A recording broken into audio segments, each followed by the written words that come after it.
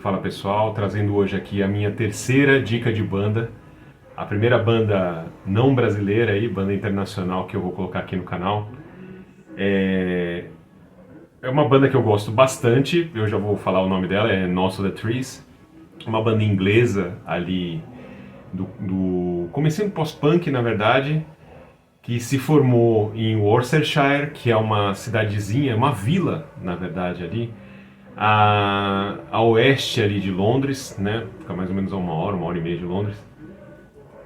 E num lugar muito campestre, né?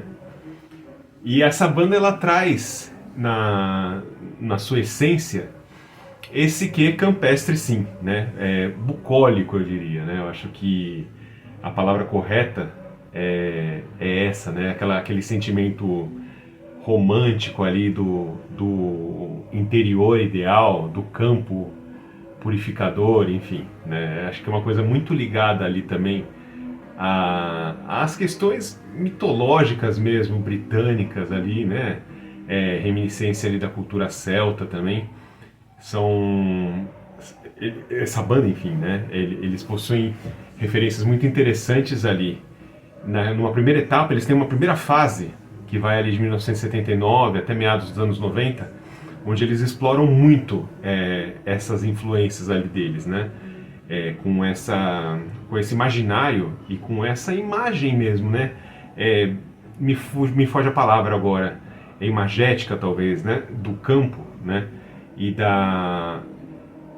e de um desejo um pouco distante ali de um ideal pautado nesse bucolismo, nesse tom aí mais campestre mesmo. Em meados dos anos 90 eles dão uma guinada. Estou falando primeiro um pouquinho a respeito da história deles, que eu acho que é bastante interessante, depois a gente vai para a banda em si. Eles dão uma guinada, tentam uns experimentalismos mais dark wave, um pouco mais eletrônicos. Isso vai até meados ali de 2006, talvez 2008, quando eles lançam uma série de álbuns e eles são extremamente profícuos, tá? É uma banda que tem uma discografia gigantesca, eu não saberia dizer nem pra vocês quantos discos. Eu sei que eles começam em 79 e eu acho que o último álbum deles é lançado ali em 2016. Então vocês imaginam, seguro que eles têm mais de 15 discos, né? Não tenho a menor dúvida disso. Depois eu posso até ver o número certinho e num reel aí ou qualquer coisa mais curtinha eu trago pra vocês. Mas enfim, eles têm uma história bastante interessante, porque quando você pega ali o primeiro single deles, que se eu não me engano é Chantel, que é uma música que eu gosto pra caramba deles, talvez uma que eu acho das melhores, muito original, né? E tem essa coisa do distante do urbano, diferente das outras duas bandas que eu falei por enquanto, né? Que foram o 365 e o August View. Eles trazem essa postura, gravam uma demo, eles são muito novinhos. Se vocês pegam a primeira foto deles, eles têm assim cara de 16 anos, né? Mas eles apostam na ideia deles, né? Eles estão vivendo ali toda aquela fervura daquele movimento ali do punk, do início do pós-punk. E eles gravam uma demo e mandam pro The Cure, né? E é engraçado porque o The Cure acaba curtindo demais eles e eles acompanham o The Cure em duas turnês, assim. Eles fazem os shows de abertura na década de 80 ali, quando o The Cure está explodindo. Então você imagina o que era para esses meninos quase ali, né, do interior da Inglaterra, abrir para uma banda que já era expoente, já era uma referência ali naquele começo, meados dos anos 80 ali, né. É muito interessante também dizer que após, acho que o terceiro álbum, o Lawrence Tolhurst, que é o baterista do The Cure, ele produz eles, né? Ele começa a fazer a produção dos discos ali no final dos anos 80 e começo dos anos 90, que eu acho, na minha opinião, é o período de maior qualidade deles, né? É o período, inclusive, que eu tenho os dois discos deles aqui, tá? Aqui, eu vou mostrar pra vocês. O primeiro é aqui, o Farewell to the Shade, que é esse carinha aqui. E o segundo é o Green is the Sea, que é o disco que está tocando aqui, eu não sei se vocês conseguem ouvir, tá? São esses dois discos que eu possuo deles. Conheci essa banda também numa coletânea Bouquet of Dreams, com a música Chantel, e depois com a música Woodcutter, né? The Woodcutter, perdão. que, cara, me convenceram desde o primeiro momento. Eu tenho um pouco essa coisa do... Eu vou fazer um exagero aqui porque não é exatamente isso, mas desse folk tribal, que puxa pro lado dark e mais gótico depois. E a voz dessa banda é o que acho que é o predominante, né? Eu me esqueci o nome do vocalista. Na hora que eu falar o nome dos integrantes, eu falo isso pra vocês. Que aí eu pego na cola. Ele tem uma voz muito pesada, muito densa, mas ao mesmo tempo melíflua, assim. É uma voz que é suave. É como se fosse um veludo grosso, assim, a voz dele, né? E eu acho que isso que traz muito ele para esse cenário alternativo.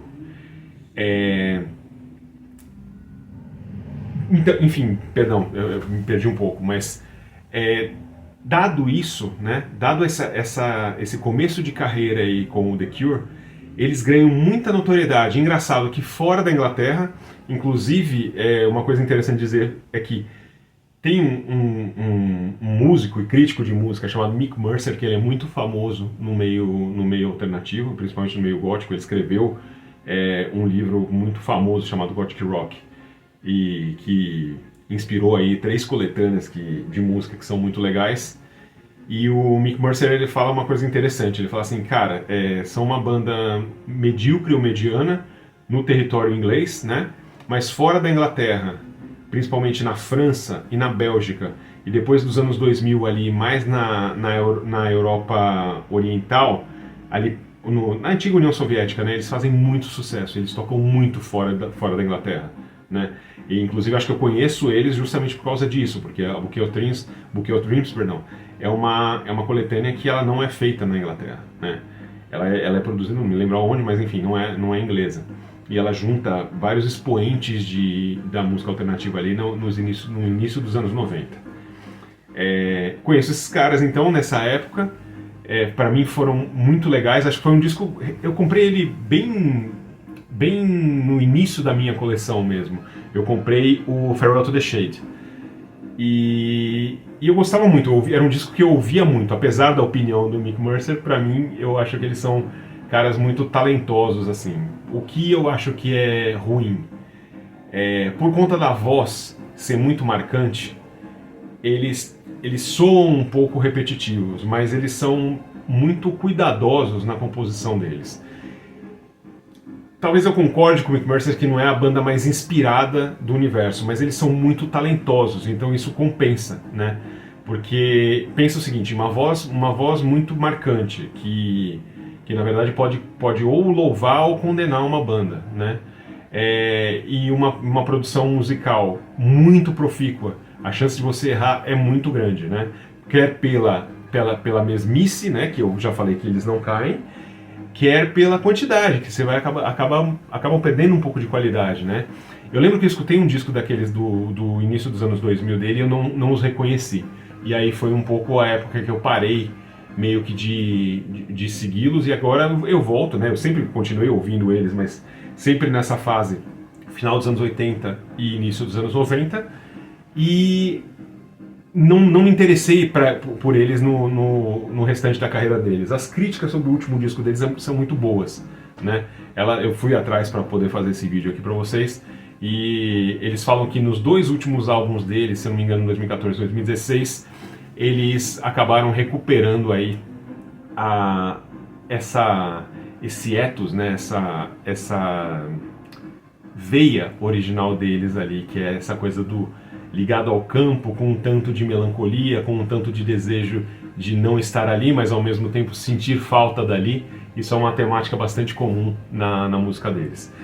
Eu recomendo muitíssimo para quem tem um ar um pouco mais romântico, um pouco mais sonhador. Me serviu muito essa banda em um passado mais literário que eu tive. Eu lembro que na época que eu estava escrevendo o meu segundo livro, que é o Coquetel 90, eu escutei muito esses 2 discos. Eu escutei muito de verdade, assim, não foi pouco não. E isso me inspirou pra caramba, então mas era o clima ali que eu queria passar, né? Então, vou pra minha colinha agora, falar um pouco a respeito da composição da banda mesmo. Vou pegar aqui, tá, gente? Perdão. Então a gente tem o Stephen Burrows no baixo, o Paul Hill na bateria, o Ian Jenkins no segundo baixo, o Justin Jones na guitarra e o Simon Jones, que é um irmão, né? É o irmão do Justin. Ele é o vocal, ele que tem essa voz super marcante aí, super grave e aveludada que eu falei.